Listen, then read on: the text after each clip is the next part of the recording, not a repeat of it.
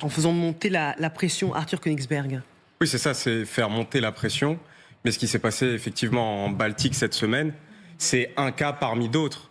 En fait, quand on discute avec les militaires français depuis des mois, ce genre d'incident, ce genre d'acte hostile, cette agressivité de la Russie monte crescendo depuis plusieurs mois. Là, c'est rendu public parce que dans l'avion, il y avait un journaliste de l'AFP. Mais sinon, ce genre d'acte hostile se multiplie depuis des mois. Mais pas que contre la France. En décembre dernier, toujours en Baltique, c'était un hélicoptère allemand qui était visé. Et cette fois par des tirs. Par des tirs. Donc, la question aujourd'hui, c'est quelle réaction des Européens et de l'OTAN face à cette montée d'hostilité de la Russie. Parce que depuis des mois, on entend les dirigeants européens et otaniens dire que désormais, c'est une défaite de Poutine de voir la mer Baltique devenir un lac otanien, entre guillemets. Mais il y a une différence entre le dire et la réalité. Aujourd'hui, est-ce que la mer Baltique est véritablement un lac otanien ? Est-ce qu'aujourd'hui, les pays de l'OTAN et de l'Europe sont véritablement en mesure de protéger la mer Baltique et les pays frontaliers, avec toujours cette exclave russe de Kaliningrad qui est à la frontière de la Pologne et de la Lituanie et qui constitue une vraie menace pour les Européens aujourd'hui ? Samantha. Oui, vous posez la question pourquoi la France, et il y a plusieurs raisons, et là je rejoins entièrement Gallagher sur le fait que même pendant la guerre froide, la France était une cible privilégiée des services soviétiques à l'époque. Pour ceux que ça intéresse, je recommande les archives de Metrokin, donc qui sont des archives d'un ancien agent du KGB qui pendant des années a recopié beaucoup d'informations sur les opérations extérieures du KGB. C'est maintenant une grande partie sont dans le domaine public. Il y a tout un chapitre qui est consacré à la France. Donc ça, c'est une chose. Et aussi, pourquoi la France ? Parce que la France, aujourd'hui, à l'intérieur de l'Union européenne, est le seul pays doté de l'arme nucléaire.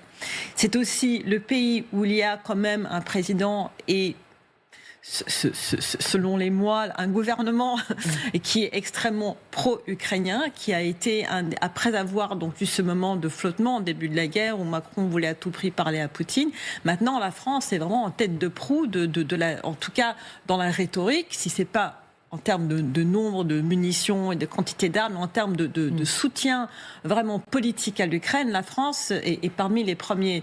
Qui est-ce qui parle d'éventuellement un jour sur les modalités encore à déterminer envoyer des troupes en Ukraine pour protéger l'Ukraine ? La France et le Royaume-Uni. Sauf que le Royaume-Uni n'est plus dans l'Union européenne.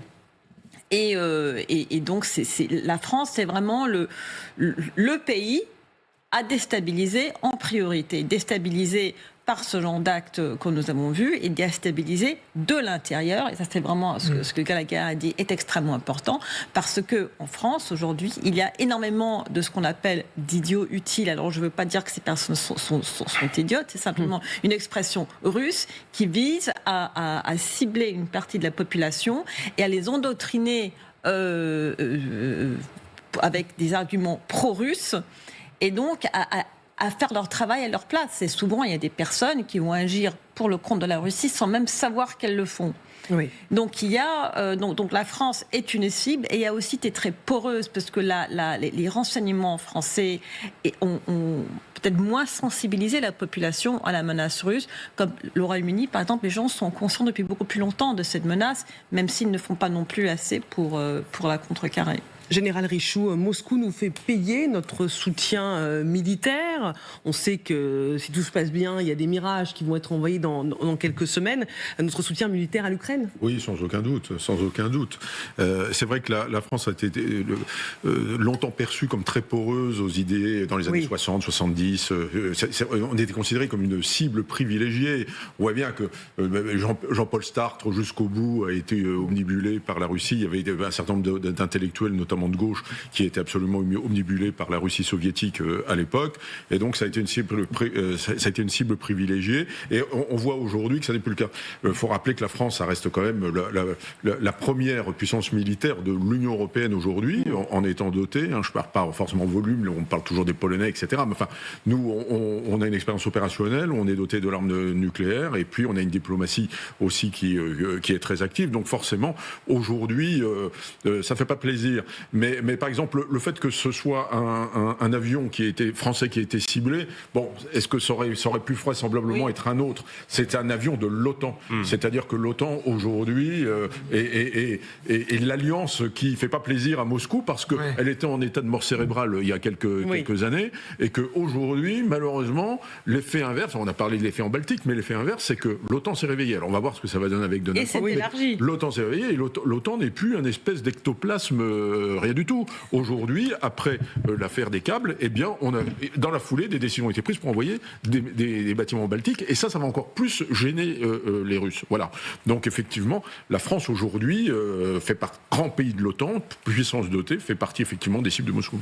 Arthur Königsberg, je voulais réagir. Oui, la France fait partie des cibles de Moscou et l'OTAN, et on voit bien depuis quelques semaines en fait la volonté du Kremlin d'aller tester la volonté et le sérieux des pays européens dans l'aide à l'Ukraine et aussi dans leur affichage de fermeté vis-à-vis de la Russie. Il y a une interview d'un conseiller proche de Poutine qui est sortie cette semaine où il dit que les négociations sur l'Ukraine se passeront qu'avec les États-Unis. Et il dit elles ne se passeront pas à Bruxelles, donc Union européenne et OTAN, ni à Londres. Donc ils disent clairement que les pays européens ou otaniens ne sont pas suffisamment crédibles pour être un concurrent ou un rival majeur de la Russie, même sur le continent européen. Donc c'est à ce test de volonté et de sérieux et de fermeté que les pays européens, aujourd'hui, doivent répondre. Aujourd'hui, il y a cette date du 20 janvier qui est tout le temps citée pour l'investiture de Donald Trump, mais même aujourd'hui, l'entourage de Trump et Trump lui-même disent que la guerre d'Ukraine, elle ne se terminera pas en 24 heures et que les négociations peuvent prendre jusqu'à 6 mois. Et aujourd'hui, quel dirigeant européen a un plan à 6 mois pour donner des gages de fermeté à la Russie face à sa politique hostile et impérialiste qu'elle souhaite mener en Europe? Ah bah ça, on y viendra dans quelques instants parce qu'il y a peut-être des prises de position qui pourraient nous surprendre. Vous êtes sur la 26 au bon endroit ce soir devant le grand dossier consacré à cet avion de la marine française ciblé par l'armée russe alors que l'aéronef effectuait une mission de surveillance de l'OTAN en mer Baltique. Écoutez ce que dit Moscou qui accuse l'Alliance Atlantique de créer les conditions d'un incident en mer Baltique. L'OTAN et l'Union européenne mènent actuellement toute une campagne visant à promouvoir l'hystérie anti-russe à propos des dommages présumés causés aux câbles de communication sous-marins dans la mer Baltique. La principale théorie, actuellement en cours d'élaboration, porte sur l'implication de la flotte de pétroliers fantômes de la Russie. Arthur Königsberg, là, c'est typique de la narration russe de renverser le rapport de force en disant comme c'est eux qui sont menacés, ils sont obligés de réagir. Oui, bien sûr, mais ça c'est le discours que la Russie nous sert depuis vraiment des années, avec en dénonçant la posture offensive qu'auraient les pays européens et de l'OTAN. Ils oublient tout le temps quand même de dire, enfin ils l'oublient volontairement, de dire que l'OTAN c'est une alliance défensive. Il n'y a pas de provocation de l'OTAN contre la Russie, que ce soit en Baltique ou tout le long de la frontière orientale. Et là, si la Russie voulait vraiment la désescalade avec les pays de l'OTAN et les pays frontaliers de la mer Baltique, elle pourrait dire, oui, effectivement, c'est un navire russe qui a endommagé un câble sous-marin, mais de façon complètement involontaire. Nous nous excusons, mais elle n'est pas dans la désescalade. Dire aujourd'hui, cette semaine, elle vise un avion français, un avion de l'OTAN. En Baltique, la Russie est tout sauf dans la désescalade.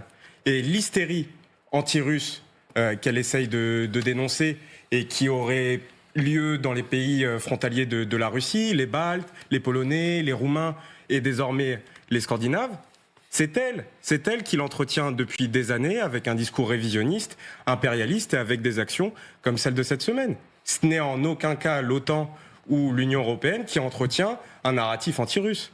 Face aux provocations, aux intimidations russes et aux menaces potentielles, le secrétaire général de l'OTAN, Mark Rutte, a appelé les Européens à dépenser davantage pour leur défense. Alors, on vous a montré, on a réalisé un schéma pour vous remontrer ce que représentaient les dépenses de défense pour les PIB par rapport au PIB de ces pays de l'OTAN, par rapport à l'Union européenne. On est autour de 2% pour la France, c'est moins que la moyenne de l'Europe. l'Europe et la Pologne qui est en tête, parce qu'évidemment elle partage une frontière avec la Russie, elle se sent en première ligne et elle a décidé évidemment d'investir massivement, mais ce n'est pas suffisant pour Mark Rutte. Il affirme que l'avenir de l'Europe dépend du résultat de la guerre en Ukraine.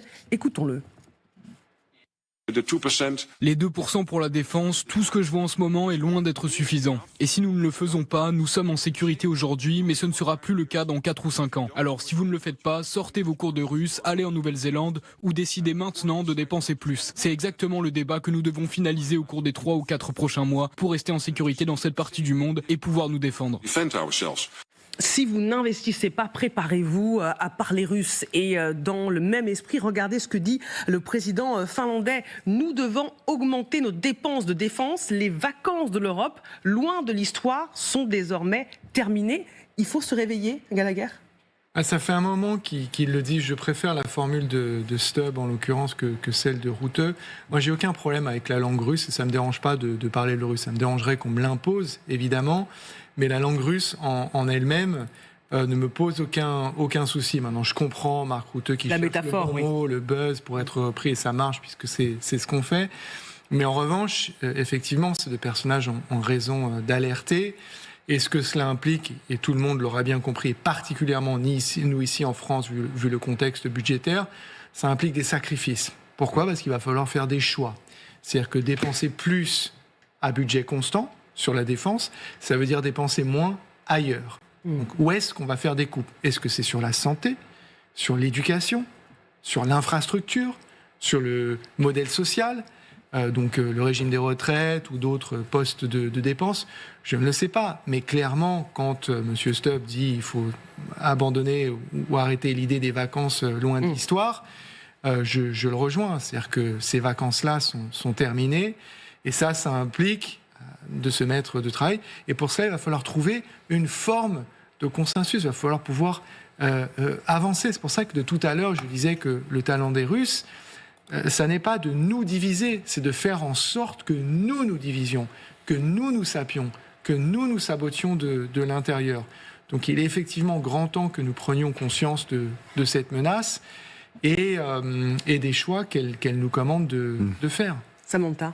Oui, alors il y a plusieurs choses dans ce que Rutte a dit et dans tout ce concept de dépenser plus. C'est dépenser plus, mais pour acheter quoi ? Et là, il y a plusieurs exemples dans ces derniers mois où des pays comme le Royaume-Uni et la France avaient des armes qu'elles voulaient autoriser l'Ukraine à utiliser de façon beaucoup plus large dans le contexte de la guerre, y compris les missiles qui pouvaient frapper en Russie. Mais comme ces missiles dépendaient aussi de certains composants américains, surtout les systèmes de guidage par GPS et par satellite, eh bien, les États-Unis ont mis leur veto.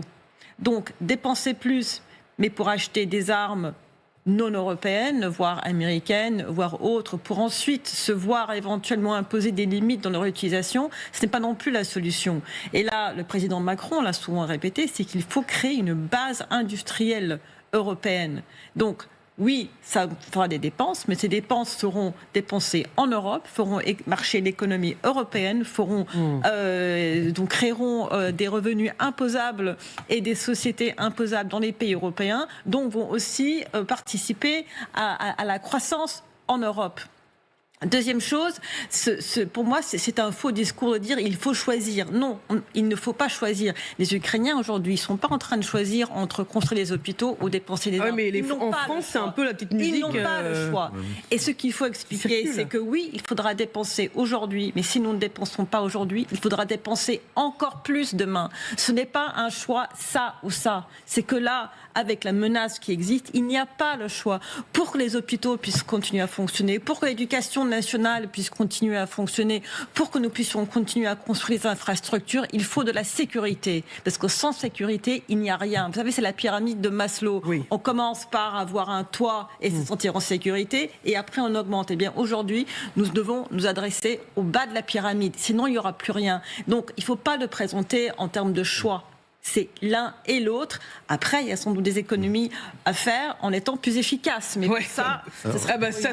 aux États-Unis, c'est Musk qui doit charger des performances. Ouais. Général, j'aimerais parler avec vous du rapport de force OTAN-Russie. Nous, on aime bien avoir des chiffres, parler évidemment des armes.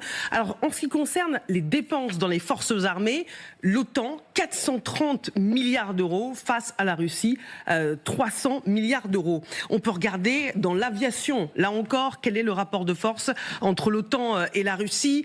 Plus de 5400 avions de chasse pour l'OTAN, plus de 1000 pour la Russie. Et concernant les bombardiers stratégiques, 140 pour l'OTAN et 129 seulement pour la Russie.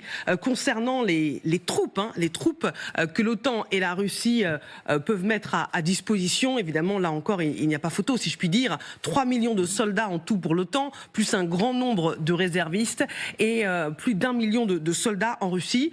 Concernant les têtes nucléaires, alors là aussi, on a fait la comparaison. On est à peu près à égalité entre l'OTAN et la Russie. Est-ce que ça veut dire qu'on est assez armé, l'OTAN, pour faire face à la Russie, oui, clairement, si elle franchit la dernière et puis en ligne matière rouge. de budget, je conteste ce qui a été écrit là, parce que les États-Unis qui font partie de l'OTAN, c'est déjà 850 milliards de dollars. Alors quand vous dites que l'OTAN a un budget de 400 milliards, si on peut revoir la première planche, c'est... Alors là, c'est l'OTAN sans les États-Unis. Si jamais les États-Unis s'en vont sur le budget. Donc, alors, vous voyez, même les États-Unis, même s'ils s'en vont, on a encore des budgets corrects. Mais si vous rajoutez les États-Unis, on tamponne à 1500 milliards. Avec les pays les plus industrialisés du monde, l'armement qui est très très largement supérieur à celui de la Russie en qualité, on l'a vu en Ukraine. Il n'y a pas photo entre les avions, entre les missiles, etc. etc. Donc il y a une disproportion de force. En plus que, n'oublions pas que la Russie n'est pas capable de vaincre un petit pays sans importance qui s'appelle l'Ukraine, parce que, permettez-moi de vous dire que les 4000 km² qu'ils ont gagnés en 2024, c'est peanuts, il leur faut, j'avais calculé, moi, 120 ans à ce rythme-là, et 40 millions de soldats pour pouvoir finir de conquérir le reste de l'Ukraine.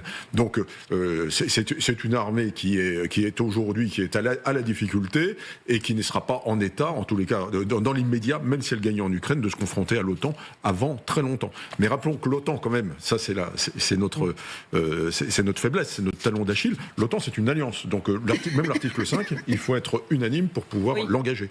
Et donc ça, effectivement, le fait qu'on soit des démocraties, que tous les 6 mois, au sein de l'OTAN, il y a une élection ou 2 élections ou plusieurs élections. Et on voit bien, dans les tableaux de famille, que ça change en permanence, les dirigeants. Alors que de l'autre côté, ça ne change pas.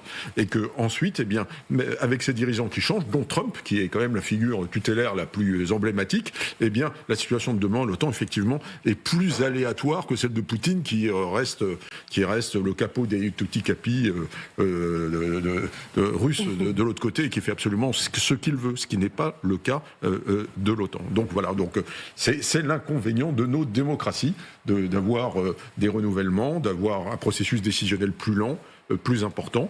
En revanche, sur le plan militaire, il n'y a aucune photo. Aucune photo. De ce point de vue-là, c'est très clair. Arthur Königsberg. Oui, sur le plan militaire, il n'y a aucune photo, mais ce qui est intéressant aujourd'hui, à la fois dans l'OTAN et dans l'Union européenne, c'est la réflexion qui n'est pas menée seulement sur le terrain militaire, mais qui est aussi enclenchée sur le terrain informationnel. Parce que je pense que les Européens ont compris qu'effectivement, les Russes savent que militairement, ils ne peuvent pas grand-chose contre l'OTAN et les pays européens, mais par contre, sur le champ informationnel, la Russie peut causer de gros dégâts à nos démocraties, aux démocraties européennes, américaines, on l'a vu, mais européennes surtout, avec ces armes de déstabilisation qu'elles ont dans nos processus électoraux. Et c'est là-dessus, c'est sur cette résilience face à cette guerre informationnelle que la Russie nous mène, que les pays européens et l'OTAN doivent se renforcer. Et c'est la réflexion qui est menée. Vous savez, Poutine, c'est un homo soviéticus. Et les soviétiques, ils ont tiré une conclusion, selon eux, de la guerre froide, c'est qu'ils n'ont pas perdu sur le terrain militaire, sur le champ militaire. Ils ont perdu sur le champ informationnel. Donc depuis des années, les Russes surinvestissent ce champ, aujourd'hui via X, en partie, et surtout via TikTok. Il y a quand même eu une élection en Roumanie où les ingérences russes ont été prouvées et ont été capables, en quelques semaines, de faire passer un candidat d'extrême droite anti-OTAN. Anti-OTAN, c'est principal de le signaler, de le faire passer de 3% à 24% dans les urnes, réellement, seulement en investissant un réseau social. C'est ça aujourd'hui la principale arme pour la Russie. C'est pas une confrontation directe militaire sur un pays de l'OTAN ou un pays européen, c'est une déstabilisation électorale qui conduirait à un affaiblissement à la fois de l'OTAN et de l'Union européenne.